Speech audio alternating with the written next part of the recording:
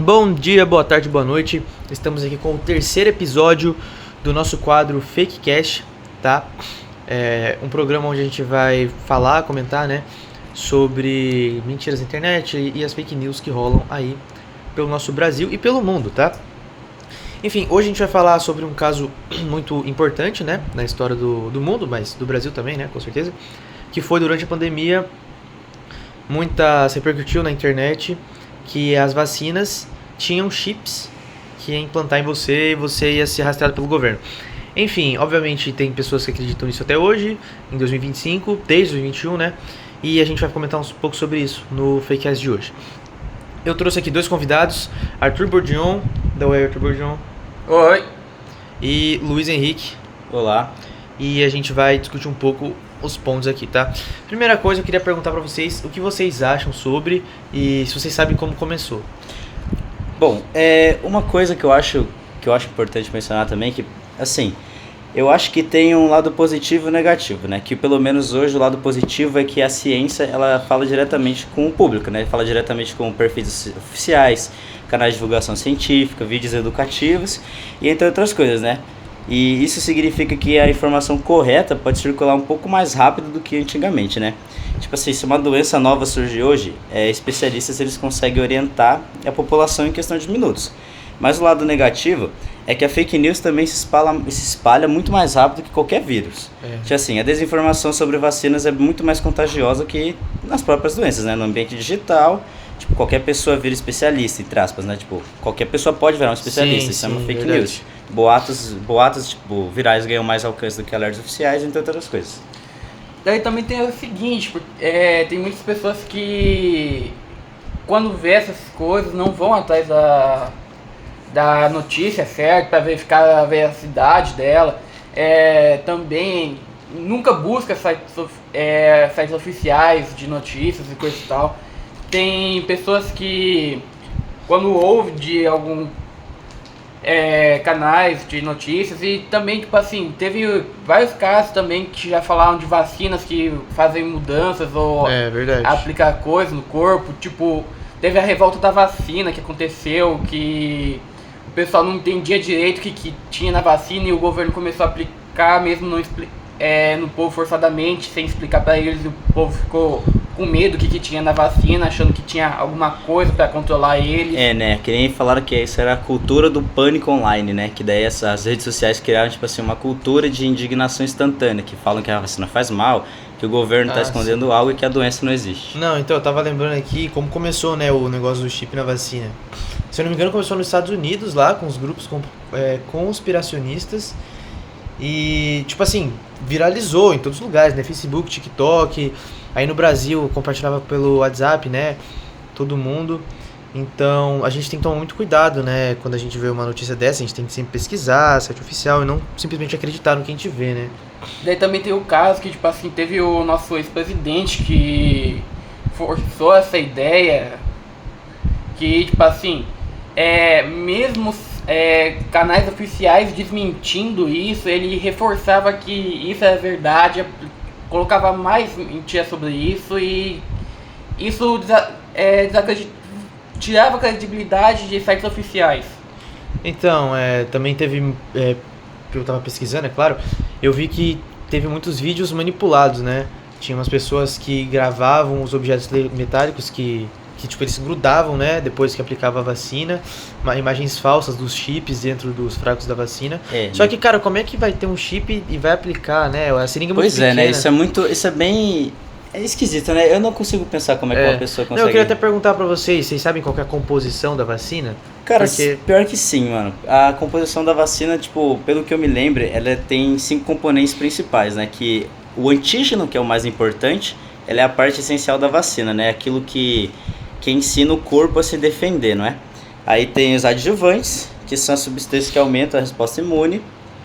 E tem também os conservantes, estabilizantes e o solvente, né? Que o solvente normalmente é tipo água para injeção, né? Purificada e livre de contaminantes.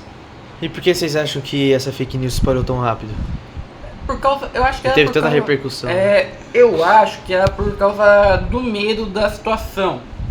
Que, tipo assim, já acontecia que eles tinham medo, às vezes se negavam a vacinar antes mesmo da pandemia, para qualquer outra coisa. Às vezes já houve casos que pessoas morreram porque acreditavam que vacina era ruim. Então, as pessoas se recusam a tomar vacina por medo, né? Até hoje. E daí, do nada, todo mundo começa esse pânico geral, que todo mundo tem que se isolar, não pode conversar com ninguém, daí a mente tá a milhão. E como você disse também, né? Esse tipo de caso gera uma desconfiança nos profissionais da saúde, né? Estudaram, porque tipo, hoje cada compartilhamento irresponsável sobre uma vacina ou qualquer outra coisa pode ser tão perigoso quanto a própria fake news que ela tá compartilhando, né? Tipo, em relação à vacina, um compartilhamento errado pode ser, tipo assim, mais fatal que uma doença, né? Porque a pessoa pode não tomar uma vacina pensando que, tipo, a vacina, que nem o Bordião falou, que o Bolsonaro disse que a vacina transformava alguém em jacaré. A pessoa pode não ter tomado a vacina por causa disso, né? E a desinformação, ela também mata, não é? Então é bem importante observar esse lado. Não, você já chegou a ver alguém que tinha medo real? Já. Pior que eu já cheguei mesmo. Não, às vezes é engraçado. O pessoal ainda na internet, nos postos de saúde. Se recusando a tomar vacina, falando que a vacina não ajuda, que a vacina não faz nada. Qual que vocês acham que é a melhor forma de tratar uma pessoa assim? Tem que ser? Primeiramente, tratar uma pessoa assim é complicado, né? É complicado, porque assim, primeiro você tem que tratar a desconfiança dela sobre o canal de notícia. Exatamente. Ou sobre a situação. Porque, tipo assim, se você olhar a situação que a gente estava durante a pandemia, muita gente não acreditava na doença, porque, tipo assim, eu não peguei, então nada aconteceu. Ninguém da minha família pegou, tá todo mundo bem, não tô vendo nada. Tipo assim, e que bom que você puxou essa pauta, né? Porque, tipo, por causa disso, quando uma pessoa, pra tratar uma pessoa desse jeito, tipo assim, uma pessoa assim, por causa, tipo, de um lado, tem as pessoas que acreditam que a vacina ajuda e de outro lado que as pessoas acreditam que a vacina não ajuda. E isso acaba gerando muita discussão, né? Porque acaba, tipo assim, por exemplo, uma pessoa fala que a vacina ajuda e a outra fala que não. Elas podem acabar discutindo, podem acabar se xingando, o que vai, tipo assim, gerar mais discussão e vai afastar a pessoa a pessoa se permitir entender, né? E como a gente já comentou, eu acho que as redes sociais impulsionam muito, né, esse tipo de mentira. Sim. E eu acho que, quando esse tipo de fake news vem à tona, óbvio que as pessoas, elas têm uma parcela da culpa, com certeza, compartilhar, não pesquisar, mas as redes sociais tipo assim, uma fake news dessa repercutir também tem uma culpa, né, cara? Porque elas com certeza tinham que ter um algoritmo ali que observasse se o negócio é real ou não. Então, essa parte do algoritmo que você falou é bem interessante, porque, tipo assim, o algoritmo dessas empresas muitas vezes fazem o seguinte: eles veem que você segue uma linha de pensamento e te bombardeiam com mais pensamentos iguais. Então a pessoa não vai mudar de ideia, né? Então você cria meio que, tipo assim, uma justificativa para essa opinião com opiniões semelhantes sem base nenhuma. Exatamente. Então, tipo assim, o próprio algoritmo vai se alimentando com justificativas que tá errado, mesmo não tendo nenhuma outra base. Daí também tem a questão que muitas dessas empresas acabam meio que recebendo em cima do algoritmo. Porque, verdade. Tipo assim, essas empresas de tipo Facebook, Instagram ou Twitter, você tem como patrocinar a sua postagem para chegar em mais gente. Então, tipo assim, elas acabam lucrando em cima disso, então muitas vezes elas permitem isso. E também tem a parte dos que a gente chama de bots, robozinhos, que ficam repostando a notícia. Que daí, tipo assim, alguém vai lá, compra 50 bots para ficar repostando a notícia. É verdade. E como vocês acham que a gente pode evitar uma fake news ou repercussão dessa numa próxima crise sanitária? Bom, a pessoa se informar direito, né? Eu acho que a gente tem que conscientizar, né? Exatamente, porque que nem eu tinha dito, né? Porque hoje em dia, a ciência, né? Ela, tipo, os médicos, e pesquisadores e instituições, eles divulgam, tipo, de forma científica, a divulgação científica, tipo, por perfis oficiais, que dados, tipo assim, atualizados em tempo real e realmente comprovam que a vacina, tipo, não traz nenhum malefício. A coisa mais importante de se fazer é conscientizar, né? Exatamente. Passar nos programas de televisão, TV aberta, né? Conscientização. E se necessário até campanhas, né?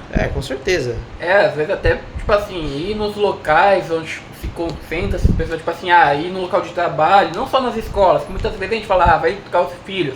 Mas muitas vezes não é só educar os filhos, tem que ir nas casas, nos locais de trabalho para educar também. Educar a geração nova é importante, só que... Mas também tem que educar as outras gerações também, porque são...